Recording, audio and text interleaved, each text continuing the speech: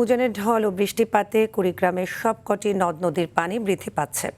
সকালে জেলার দুধকুমার নদীর পানি বিপদসীমার মাত্র 14 সেন্টিমিটার নিচ দিয়ে প্রবাহিত হচ্ছে। এই নদীর পানি বাড়ায় নিম্নাঞ্চল ও চরাঞ্চলে পানি প্রবেশ করে জলাবদ্ধতা সৃষ্টি হয়েছে। এদিকে টাঙ্গাইলের গোপালপুর উপজেলার শাখারিয়া নলিন এলাকায় যমুনা নদীতে ভয়াবহ ভাঙন দেখা দিয়েছে। ভেঙে গেছে ঢাকা তারাকান্দি আঞ্চলিক মহাসড়কের অর্ধেক অংশ। এতে করে সড়ক দিয়ে সব ধরনের যান চলাচল বন্ধ হয়ে গেছে। ভাঙন আতঙ্কে দিন কাটাচ্ছে নদী পাড়ের মানুষ। হুমকিতে রয়েছে ঘরবাড়ি সহ বহু স্থাপনা। সড়কটি ভেঙে গেলে যোগাযোগ বিচ্ছিন্ন সহ তলিয়ে যাবে গোপালপুর, ভূয়াপুর, ঘাটাইল, কালীহাতি সহ বিস্তীর্ণ এলাকা।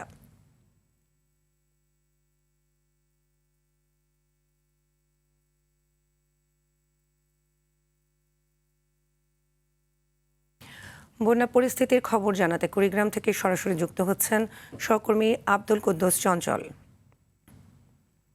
চঞ্চল, জেলার সব নদ নদীর পানি বৃদ্ধি পাচ্ছে, তো নতুন করে বন্যার আশঙ্কায় প্রশাসন কোনো ব্যবস্থা নিয়েছে কিনা আমাদের বিস্তারিত জানাবেন।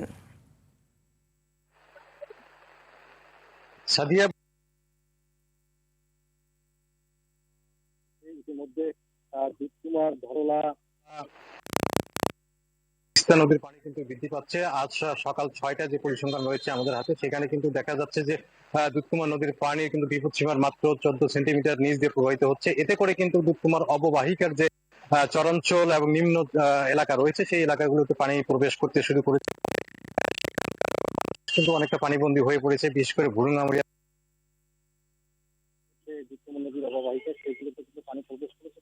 আমার কিন্তু যে আবাদ রয়েছে, পাট সহ অন্যান্য যে সবজির আবাদ রয়েছে, সেগুলো কিন্তু পানিতে তলিয়ে গেছে। তো এখন পর্যন্ত যে পরিস্থিতি দাঁড়িয়েছে সেটি হচ্ছে যে মানুষের যোগাযোগ ব্যবস্থা, চরাঞ্চলের যোগাযোগ ব্যবস্থা কিন্তু ভেঙে পড়েছে। তারা ভেলা এবং নৌকা যারা ভূখণ্ডের সাথে যোগাযোগ স্থাপন করছে। আবহাওয়া অফিস যেটি জানিয়েছে যে আগামী 24 থেকে 48 ঘন্টা পর্যন্ত এসব নদ-নদীর পানি কিন্তু বৃদ্ধি পেতে পারে এবং একটি স্বল্পমেয়াদী বন্যার আশঙ্কা করছে বন্যা সতর্কীকরণ ও পূর্বাভাস কেন্দ্র।